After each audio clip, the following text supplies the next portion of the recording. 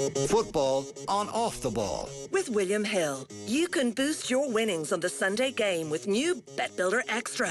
Only with William Hill. Download the app today. 18 plus gamblingcare.ie. This is News Talk. All right, let's get down to business. Phil is here. Phil, how are you? Good. Michael McCarthy's here. Michael, how are you? Good morning, Ger. I've managed to get through the whole week without talking about Aston Villa on Off the Ball Breakfast. I think we're going to have to do it. I tried to cut them out of this week's picks actually, but it wasn't. Didn't work. No. No. What happens when you're playing the league And of leaders, course, lads? then not to spoil, but everybody picked Liverpool. It was just a straightforward win. So. All right. Okay. Well. Okay. I mean, that's probably the most likely outcome. Let's look at the leaderboards. Things started brilliantly for me last week, and then fell apart with the rest of the games. So John finished with 5 points last week. Mick finished with 5 points. Phil had 5 points. Shane had 4. I had 3 bang in the middle.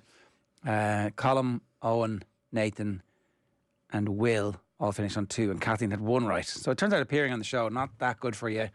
At the bottom, Colm and Kathleen. Phil now off the bottom after last week's brilliant performance and us goading him when he wasn't here to defend himself. He's on 20 points. And at the top of the table is Nathan and Will neck and neck. Mick is second.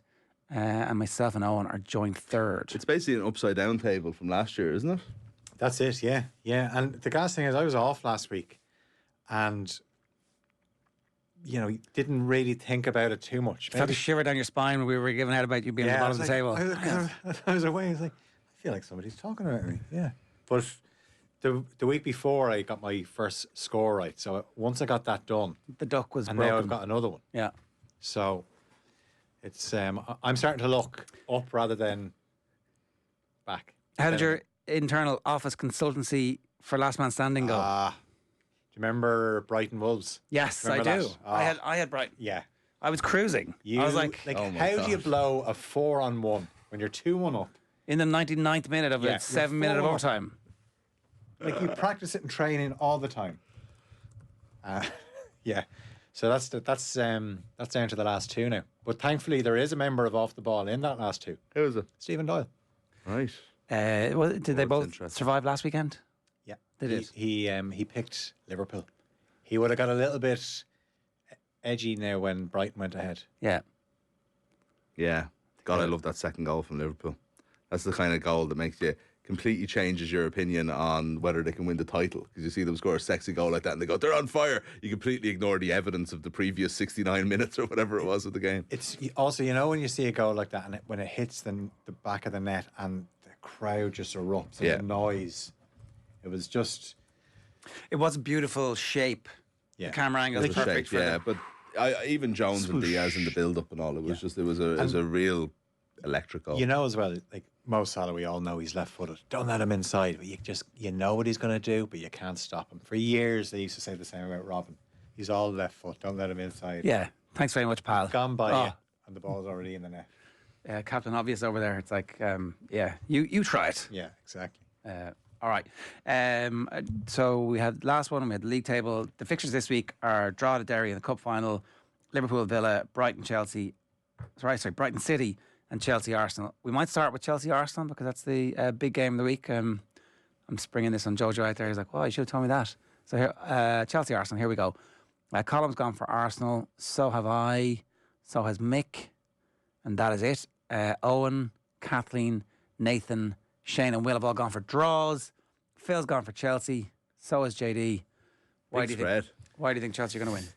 Now, I'm picking this under the assumption that Cole Palmer plays, but that might not happen because Sandro Martinez obviously Killed him. butchered him down. Yeah. So that would be a big loss. But I can see Arsenal scoring. Arsenal will score from a set piece. There should be some rule in football where if the foul is as egregious as that, you're not allowed to play until the injury is fixed. It's a bad one, all right. If it's deliberate like that, which slipped. Oh, It's like he's got those complicated rules to Yeah, enforce. I'm just saying. We'd have a court of public opinion, which counts for Was it a not portion worse? of the. It was worse than Bruno's red card. It's way worse. But that was rescinded, Yeah. in fairness. Yeah. But here's the thing.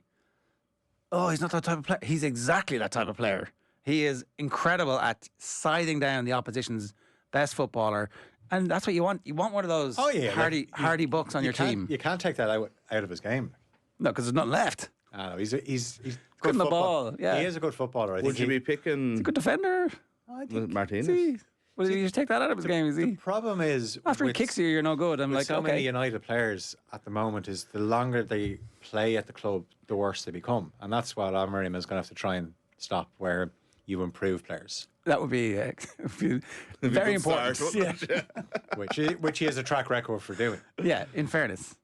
So that's why United fans are excited by the prospect of. But also, it's just the whole Ten Hag thing is done now. It's like we're back talking about United again. Yeah, I know.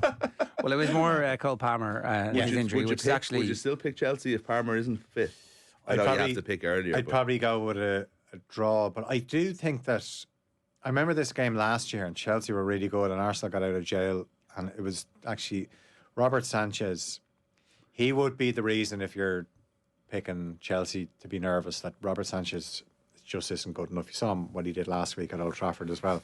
But Chelsea are obviously been very good away from home, but I just feel like this feels like a really big game, and I think they'll be up for it. And they've been able to rest a lot of players. They won 8-0 last night. They were able to play their second team, which still has some incredible players. Yeah.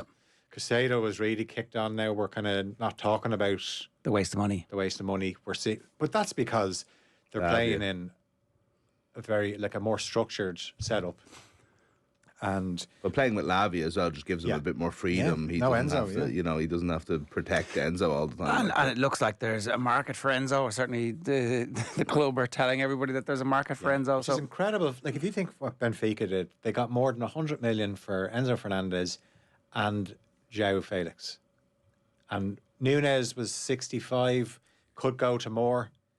But those two, the Enzo Fernandez deal and João Felix is just brilliant from Benfica. I am still shocked that Felix decided to go back there and is getting no game time, really. I mean, obviously, midweek football, if that's what you want. But when he could have gone to Villa or somewhere else and got loads of game time, and so I guess that's a sign of something, Anyway, Lee Phelps is with us. Lee, good morning to you. Good afternoon, good evening. How are you? You okay? How you doing? I'm good, thank you. Are you guys? Well, we're still winless.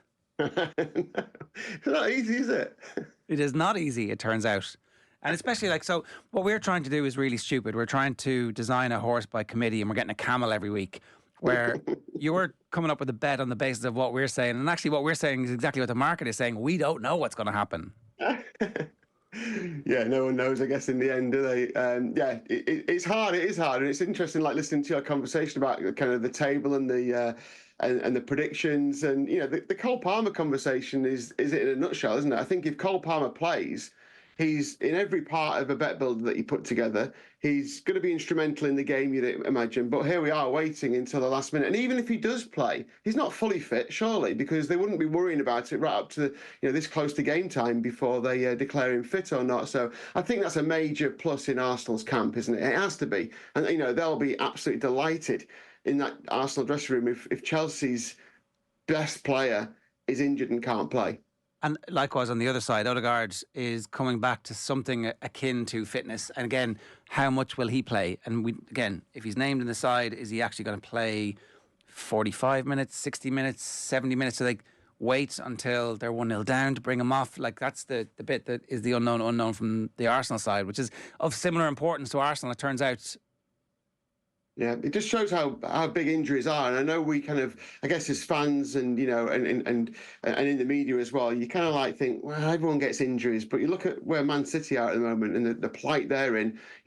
Maybe not quite a crisis, 3 defeats on the spin, but it's not far off. And if they lose at Brighton, then suddenly going into the international break with 4 defeats on the spin seems a lot. And similar for Arsenal, isn't it? Really, all of a sudden their season is, I wouldn't say it's capitulating, but Chelsea are above them in the table, on goal difference, admittedly. No one would have predicted that at this stage. If Chelsea get the win here, then suddenly there's some daylight between them as well, and they go into the break, in a bit of a funk, really, don't they, Arsenal? I think they really need a result here, but that's not easy with this Chelsea side. I think it's a fantastic Sunday, by the way. Before we get to Sunday, we've got William Hill's top hacker, which I should mention, which is Leeds, to win, Sunderland to win, and Wolves to win in the 3 p.m. kickoffs at 5-1. Now, you might be raising your eyebrows at Wolves. Haven't won yet this season, and they're going into an ACCA. Well, they're playing Southampton at home, who have lost every away league game so far this season. Wolves have had 2 back-to-back 2-2 draws. I think they're on the verge of a win, and I think it'll be this one. Leeds and Sunderland don't really need much explanation. But we're focusing on this game, aren't we? Are we focusing on this one for the bet of the week? Yeah. Is that what we're doing? Yeah. I think maybe next weque we might try and change the format of this. No, well, to try and find a winner. Exactly, yeah. So what do you think we should do? Well, so here's my thinking around it. I've got a bet builder. I'm not saying we do the bet builder. My bet builder is both teams to score. I see there's a few people, who've put both teams to score in there, but there's quite a lot of wins to nil. I think there'll be goals in this game, mainly because the defences have been so poor. Look, they've both got talent at the top end of the pitch, but the defences, you look at Arsenal recently, they're conceding a lot of goals in the league. I think it's 10 in the last 8 league games. Chelsea have conceded 12 goals in their recent. I think it's 9 games in all competitions. So they are susceptible at the back. So I do think both teams will score. One of the interesting duels, if you like, is Cucurella versus Saka. We've seen it for club. We've seen it for country. There are videos comparing how well they do online if you care to look. Last game, when Arsenal won 5-0, Cucurella was booked for a shove in Saka's back. Saka set Havertz up. In the previous game against Chelsea, Saka set Trossard up for a goal. So he's a leading assister in the Premier League as we head into this weekend. So those 3 for me. So it's both teams to score. It's Saka to assist a goal and Cucurella to be carded. Now that comes out at 14-1. Now, I can see all of those things happening, but I think my focus is around Saka. He always seems to deliver in these games, in these big games. Now, whether we want to go as bold as a 14-1 bet builder or just pick a result, I'm not so sure. I mean, I must say, if we're going for a result, I think the draw is big. 13-5. It's the biggest price of the 3. You can get 100-30 for the draw and both teams to score as well, which I know a few of you have gone for 1-1. So if I'm going for an actual prediction on the result, I'm going to go draw and both teams to score at 100-30. I mean, I do like that. I also like the hung for sheep as a lamb. I was going to say, if we're losing at 14-1 and odds on are the same thing, really. That's not really how you make money in the long run as a bettor here, Mick. But I get the. I think both teams to score in the draw is a good bet. Yeah, I think when you consider that there's a divided opinion amongst the team, and we are betting as a team here, that maybe that's what we should do this week. Maybe. I think no one would be really surprised if that was the outcome, especially if Cole Palmer's not playing or if not at his full tilt. And I think Arsenal would take the point right now. I think Chelsea would, to be honest with you. It takes a point off one of their rivals. I think Arsenal would actually really, really take the point at this stage in proceedings. On that bet builder, by the way, it's worth saying if anyone's having a bet builder on this game, the impact sub is live on this game. So if your player goes off, your bet still stays on. So, for instance, if Cucurella to be carded and he goes off and someone comes on and still gets a card, it still counts towards your bet. So, well worth having a look at those impacts of markets. I like the bet builder. Let's go both teams to score and the draw. Score draw, 1-1. We get a winner on the board. Nice one. Lee, good stuff. Thanks a million. Cheers. Good luck, guys. That's Lee Phelps from William Hill there. And who you got is in association with William Hill. Remember, you must be over 18 and visit gambleaware.ie for more. I went for a 1-0 win, but I kind of for Arsenal. Yeah, me too. I think the both teams to score thing is definitely.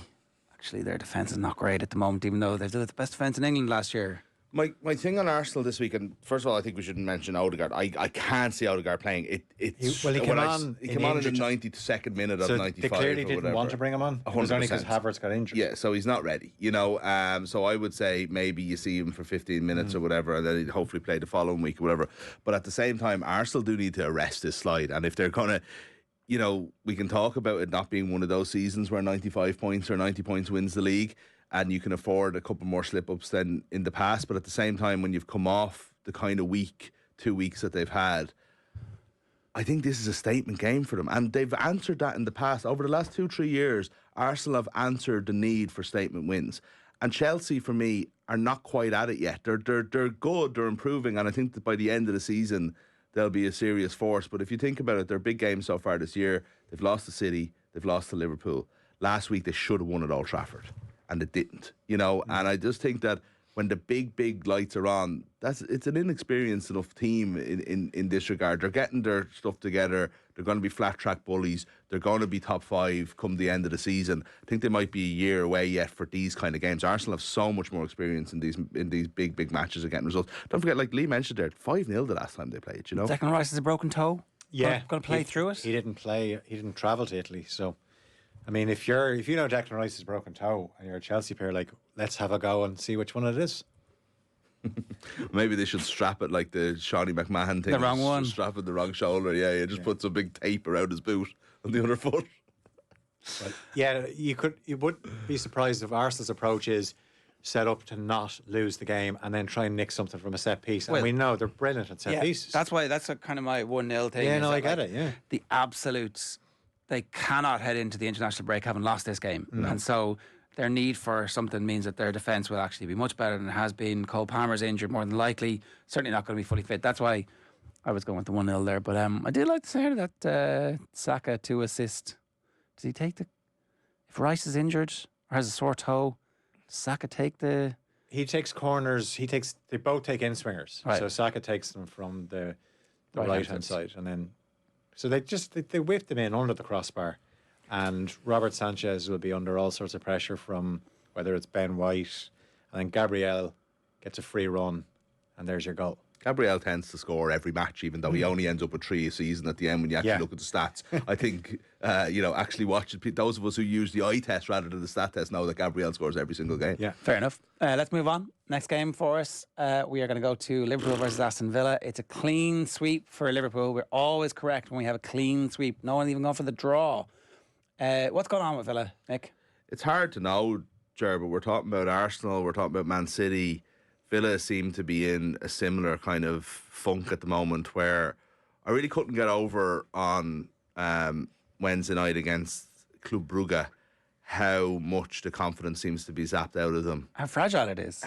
It's unbelievable. They seem to be unable to like create a chance at the moment. Like, I mean, there's no all that kind of like smooth, quick passing football that was going through Tielemans at the start of the year that would lead to overlaps or space in behind and all. It's all gone, and there's nothing happening. Leon Bailey is like a fraction of the footballer he was. He's doing kind of nothing right, it seems to me. But the biggest worry is Watkins. Like, Watkins it's just not clicking for him in the same way this year. He's got his couple of goals and everything like that, but it's the link play. It's all the stuff that made Watkins absolutely imperious and made him, it was beyond his goals and assists, even though he had really, really good numbers. It was the way that Watkins linked everything together and just set Villa off. All that stuff's just not working. You've seen in the Spurs, the breakaway goal, I think it was the 2-1 goal, where like Watkins, got the ball at the halfway line and, tried a kind of a really basic move, and like Ben Davis of all people was able to just like casually take the ball off him, and suddenly Spurs are on the break and they score. So it's just the fragility seems to be not just at the back, it seems to be all the way through the team. So it's hard to know, kind of like you trust Emery to kind of figure it out a little bit, but totally. I mean, you don't want to come off the back of 3 losses in a row, including the Crystal Palace League Cup defeat, and then go to Anfield on a Saturday night. Like, it's an awful way to finish a horrible week, Leon Bailey signed a new deal earlier this year. Yeah, he was electric last season. I find it hard to think that it's a sort of I have my foot up with my new deal kind of American football style. I think he's I think he's frustrated. Everything I see him is that he's trying to. I feel like he's been carrying an injury, which he was, because remember he was brought on and taken off in the same game against Bayern Munich and stuff like that, and he's been carrying an injury. And even if he's right now, it's just like all the confidence is just gone. And I think it's exactly that. I think it's that he knows one mistake and you're gone. Watkins knows one mistake and Duran is waiting in the wings. Morgan Rogers has been taken off for the last couple of games and he's annoyed about it. There just seems to be this sort of fed upness. I thought Rogers was poor in the first half against. Now he obviously scored against Spurs, but I thought that he was trying stuff. Yeah, he's been doing that for a few weeks now. Slightly outrageous, and you're like, no, you just keep the ball here. The team is under the cosh. You can do this thing where you dribble up the pitch and then pass. And it was like, no, I'm going to try something slightly outrageous in difficult situations. And the team just hasn't gelled recently, and that's why I think Liverpool are going to cruise to victory. Everybody is fit, which is the first time. Like, I often talk about, like, everybody complaining about injuries, and Emery doesn't, but like they've had rotten injuries, and even look at like Mings and Kamara are back after ACLs. Like, everybody is fit, and it does make a lot of decisions and a lot of pressure, and you wonder, are teams maybe sometimes better when they're down to skeleton squads and everybody knows what everybody's job is. Yeah, well, I still think Villa will cause a big threat on the break. I can almost see the ball in behind and Ollie Watkins racing onto it, just side-footing it into the bottom corner. Wide. He's done that in the past. Anfield hasn't been a great ground for them, or Emery. Emery had a few tough days there with Arsenal. Did he? But and even last season, I remember thinking, like, it was far too easy for Liverpool in that game. It was very early in the season. Was it 3-0 they had it? Oh yeah, that was one of Villa's worst performances of the whole season last year. Yeah, Sabasai scored a really good goal that day, didn't he? Yeah, he kind of hit it into the ground. Like, but he's not even a guaranteed starter for Liverpool at the moment, because Curtis Jones is playing better than him. And Sabasai is one of those where he is an incredible athlete, and you can see what he brings in terms of out of possession, but he's so frustrating in possession, just so casual at times. Curtis Jones holds on to the ball better, but now there's that end product. You saw the ball that he played for the first Diaz goal. He seems to be on cloud nine. He's recently become a father. He's in the England squad again. Slot was talking about it today, saying, I don't know what it is. I can't take credit for him. I'm not the reason he became a father, because he just seems to be just in this great moment where everything he's doing with a smile on his face. So you kind of have to play him. Oh, I think so. Yeah. Although, like, the thing we talked about with Liverpool earlier in the week, and I think it stands to this game and after a European week as well, is their strength and depth is just, I think it's second to none at the moment in terms of the players that are on fire. So you mentioned outside that Jota's out until at least Christmas, isn't probably, he? Well, this, like, maybe early December. But it's funny, it's like, you know, you should be missing a player more than that. But you got, like, Salah is the one constant, say, of the front three, but Gakpo's playing so well that, you know, Diaz was in Player of the Year form. And has been, even like a hat-trick during the week, where he's not guaranteed to be playing. No, well, and you got Nunes in and out, and it's incredible the options that they seem to have, and everything seems to click. And then it's the same with the midfield three, the exact same. So for me, that's one thing that they have, is just that ability to change. They seem to be able to change things up without losing things in a way that I don't think Arsenal are or Man City are, and it could really stand to them if they're going far in the Champions League. Yeah, I just wonder, like, City are obviously at the moment a bit of a blip, and Arsenal obviously aren't where they were last season. I just wonder, is it going to come back to bite Liverpool, where they didn't do anything in the summer? They signed Chiesa, who's injured at the moment, where when it gets to the business end of the season, that I would have said before the start of the season they needed a proper left back. Well, maybe they do that in January. Yeah, I don't know. They obviously will have the ability to do it, given the finances and the financial situation that they're in. I just have a feeling they'll probably have a very busy summer, given we don't know who's staying or who's going. But they'll obviously, Slot will have had a season in the Premier League and he'll know exactly what he wants.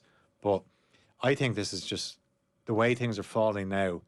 Like, this is there for Liverpool, but I just hope that they don't regret the lack of maybe one or two players, like just another midfielder they could have signed. If they had, though, would Curtis have gotten the team? Do you know what I mean? Like, and all of a sudden, it's more what happens. Would Gravenberch have gotten the team? What happens towards the end of the season, like when you really need it? Because we know if City sort it out, we know City will be a machine for the second half of the season when they reel off the 11 or 12 wins in a row. Yeah. The only thing about them reeling off the 11, 12 wins in a row, they're going to be doing it with a midfield that has no Rodri, right? And they're going to be doing it with Kovacic and Gundogan. See, they could end up signing a player in January. I think that's likely now. Now, they could lose points in January. It's interesting, though. I was wondering, there was a conversation on the show during the week about, like, can you believe that they got rid of Alvarez and then they didn't replace him? And City are, regardless of what happened in the past, they are subject to PSR, and we don't hear too much about them. But there's a chance that City can't go out and buy, or had to sell Alvarez, and can't go out and, like, just buy anyone they want in January in the way they would have in the past. I suspect that because they sold Cole Palmer and they sold the Bazunus and that tier of players, Yeah, that I has know. given them that They cushion. do spend a lot. Like, I mean, how much are they giving Haaland a week? You know what I mean? Like that Bazunu money goes away pretty quickly. Like, you know. Well, yeah, in 6 weeks probably. But there was loads of Bazunus. There was loads of Bazunas, There were. yeah. I can't find odds for Curtis to be Footballer of the Year. I was going to tell you exactly what he is. Cole Palmer is the favourite at 11-4. Haaland's 3-1. Salah's 7-1. Saka's 10-1. Curtis Jones is one of those players that'll be nominated for Young Footballer of the Year for the next 10 or 15 years. You know, he'll be 32 and we'll all still think of him as an up-and-comer. If an English player was to continue playing at the rate that he's playing at the moment in the team that wins the league, right, is he more likely to win than Cole Palmer? If Palmer has an injury now and is out for a few weeks, Palmer's very, very good. And obviously, They're all very, very excited about Palmer They as are well. very The guy, excited like, at I mean, the he might not, he wouldn't this have is to do anything else for the rest of the year. They've decided now he's the this is the guy, players, you know. obviously. And, Yeah. sorry, Some of his touches are unreal. they're going to be deciding this pretty soon, aren't they? They always decide the players stupidly early. I don't know about like in November, but maybe. But this next 8 weeks is going to be the period when the is freshest in the mind. So if you were going to win it, you need to go on a run now. Salah's playing quite well. Maybe his last season. Do they give it to him? Regardless of what happens, Mo Salah will never get tired of that feeling of scoring goals at Anfield. No matter what happens, as he said himself. There you go. He's been sort of dropping that all year. There's no way that's a. He's not doing the long goodbye. He's not like trying to make the cop sort of ready for his departure. He's sending a message to the club. Like, I mean, there's he's just saying. I don't know if you saw that goal there yesterday, lads. He said the tweet on Sunday, and then remember his interview at Old Trafford as well. Yeah. It's like, you know. Yeah. Am I wrong? But he didn't used to do like long. Hey, here I am. Yeah. I'm absolutely totally ready to answer any questions about my contract. Absolutely, yeah. No, there's Not old, by the way, as well. Have you seen my new hair? Yeah. Yeah. You know, still in peak physical condition. Yeah, he looks good. Yeah. All right. So a handy, facile Liverpool victory against Aston Villa. That's 8 o'clock on Saturday evening, isn't it? Yeah. It would have been tomorrow, but because Villa were playing Champions League away from home on Wednesday. Ruined it. Next is I like 8 o'clock. Brighton, Man City. Brighton versus Man City. Everybody says at the top of the thing that City are going to win, and then Nathan and Phil and Will have gone for draws, which obviously is a good opportunity to steal a point on everybody, or maybe 3 if it's 2-2. Phil and Will have the same score. Nathan's gone for a 1-1. What's the basis of this? Is that you think the City problems are real? Yeah, well, one thing that you'll notice watching them is they're giving up way too many big chances now, and teams are getting in behind them. Brighton have that pace and ability to get in behind. They had, like, Ruter misses a really good chance at Anfield last week to go 2-0 up. It's a good save from Kelleher. So they have that ability, and it's not an easy game. Now this is Villa going to Anfield is probably like, not what we wanted. Don't think Brighton's the place you want to go on the end of a horror week either. Like, they're a good side. Like, They're a very good side. I think that they're the best of the rest. Yeah. Yeah, maybe Forest. We'll see over time. I'd worry just. We know that if City play to their potential, Rodri or no Rodri, that they'll win this game because we've seen enough of the past. You just have to think that if Pep has anything left in him, if this team have anything left in them, if they are going to come back and challenge for the title or win the title, which I think we all do ultimately believe will happen, then you can't not react to the Lisbon game. You can't not react to getting absolutely hammered by Sporting with 3 defeats in a row and not come and win this game, Brighton. And I just that's what my logic is on. It's not on form. It's not on writing off Brighton, anything like it. It's just feeling like the law of probability says that City are just going to have to bounce back. Yeah, and I think back to the Tottenham game for Brighton, and you saw the best and worst of Brighton in that game. Like when they were brilliant and electric in the second half. But if you go 2-0 down to City, you're not coming back and winning 3-2. No. You might get a 2-2 draw, though, as I predicted. No, I think Brighton would have to score first. And then it becomes obviously a much harder game for City. But they're leaving themselves open at the back. They are also chronically underperforming their XG. If I'm desperately trying to remember the graphic I saw during the week earlier in the season, particularly, was it just Haaland who was like massively outperforming it and then has had missed loads of sitters or hit the crossbar in the post and just in recent weeks. So somebody's got to be on the wrong end of that. He'll score 4. It could be this week. It could be the week after the international break. Foden scores a hat-trick or something. Yeah, see, Foden and Haaland obviously have the talent and will turn around some of that, but I do wonder if there is something, there's a reason that all of the front players are out of form together, and it might honestly be just Rodri. Like, it might just be that ability to move that ball. Like, it feels they're so monotonous at the moment, even by City standards. Gundogan isn't the same player at all, but they're just, everything is just so slow. Defenses, I feel for the first time in a long time, defenses are finding it comfortable enough to defend against them.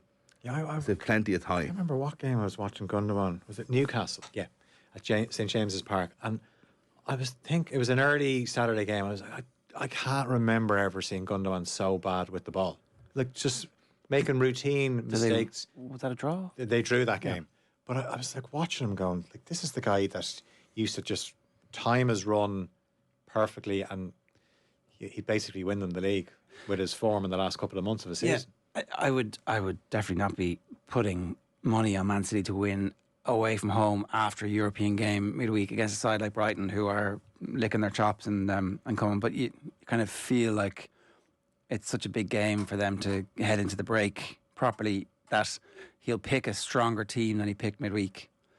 But it is kind of humiliating to be beaten by the new Man United manager. I think it's humiliating to be beaten 4-1 by a Portuguese team at all. If you're Manchester, you don't get hammered by anyone. No. But especially not a giant of. No, the XG was 3.2, 2.6 kind of thing. So they missed a penalty at 3-1. Gave away a couple of penalties. Yeah, so it was a weird game, and that does happen. But it is at the same time. So do I expect a reaction, or do you expect to be like, more of the same? We've done all this.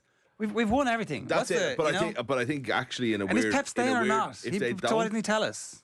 Yeah, and if they don't react, then I think we have to have a real conversation then about like City in crisis, or whether this is because if they can't, if you're like, we've done all this before, and like we can't keep going to the well, or we assume we'll win it at the end of the year, then that's not going to happen, So, but that's what I'm saying. I feel like if they'll just by the law of probability, you have to feel like they'll just get their act together enough to at least just scrape the 3 points. And if they win, they could end up heading into the international break at the top of the league.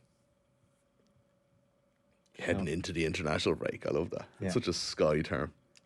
They don't acknowledge international breaks. Let's do the cup final. FAI Cup final. So, extra points for those of us who've predicted the correct result after extra time. Derry. Mick, the lone. Well, on penalties, I have drawn it, yeah. You know those in geography when you're a kid, you learn about the giant erratics, the random rocks around the country that have just been deposited there out of nowhere. That's you going for Drogheda. Well, I'm going for draw. I'm going for the match to be a draw, right? And my reasoning for this is like Drogheda finished 21 points behind Derry in the league. Yeah, like I think they've won 6 games all season in the league, but they are in the cup final. Like they have made it there. It's not like it's not completely. They haven't been just deposited there because we've had enough of our Shells and our Rovers and for now, and we need 2 other random teams. So they are on a cup run. It is a huge game for them. I question Derry's ability to get over the line at the moment, and I think that despite them being a far superior team to Drogheda, I've watched them maybe 3-4 times in the last 5-6 weeks, and Derry are not in good form. They do like now a 1-1 draw. They love a draw, especially against teams who are inferior to them. And they have just not got the job done, and maybe they had.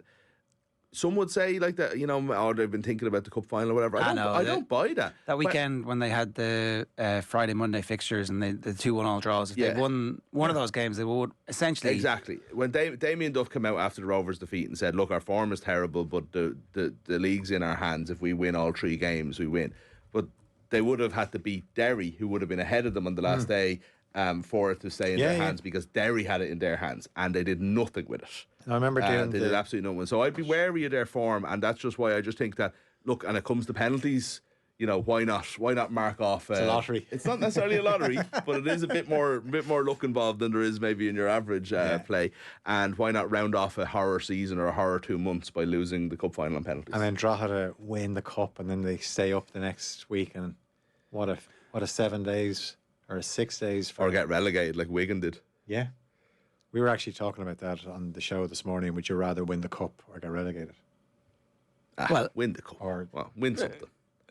So their choices: win the cup, win the cup and get relegated, or lose the cup final and stay up. Yeah. Getting relegated at the minute could be an existential crisis for clubs, given the gap between the two. So you definitely would be very concerned about the entire future of the organisation. But you do want to also win something because you never get that feeling again. And there'll be European football next season. Yeah, and that's the thing. Like all the pressure is on Derry. Like the fact that not great for the league if a team, which of these two teams will do better in Europe next season? The European coefficient is still so important. Drogheda, I think, will stay up though, won't they? They should do. They should have enough for Bray. But then again, Bray are on a tear up. If they were to lose the cup final and they're feeling down, and then they could definitely lose both. Yeah, because the role reversal there is Drogheda are the underdogs this weekend, but next weekend they're the heavy favourites. Yeah. But that's coming off the despair of having lost the cup final. Yeah, no, it's and after Lord Mayor's party. It's a really big few days for Drogheda. But then I think you mentioned the European football. If Derry miss out on European football, when you consider the position they were in, they were in all season. I remember when Shelbourne were playing Waterford that Friday night and they won, which started their run of 3 wins in a row. I'd say a lot of Shelbourne fans and players would have expected going into that game they would have been starting that match in second place. But because, as you said, the draws on the Friday and Monday, and Derry never recovered from it. No. So, and the whole experiment is kind of resting on them being in European football next year and being able to spend the money that comes with the potential for European and take that risk. Money. And look, the stadium obviously has work going on at the moment in the Brandywell. They clearly need a new pitch. Need new floodlights. There's loads of stuff that it's just basically dark and but that's why the pitch is a very important thing as well, where they get to the Aviva and they're like, this is great. So that's the case for Derry, is that wide pitch. Keith Tracy was thinking this morning. Yeah.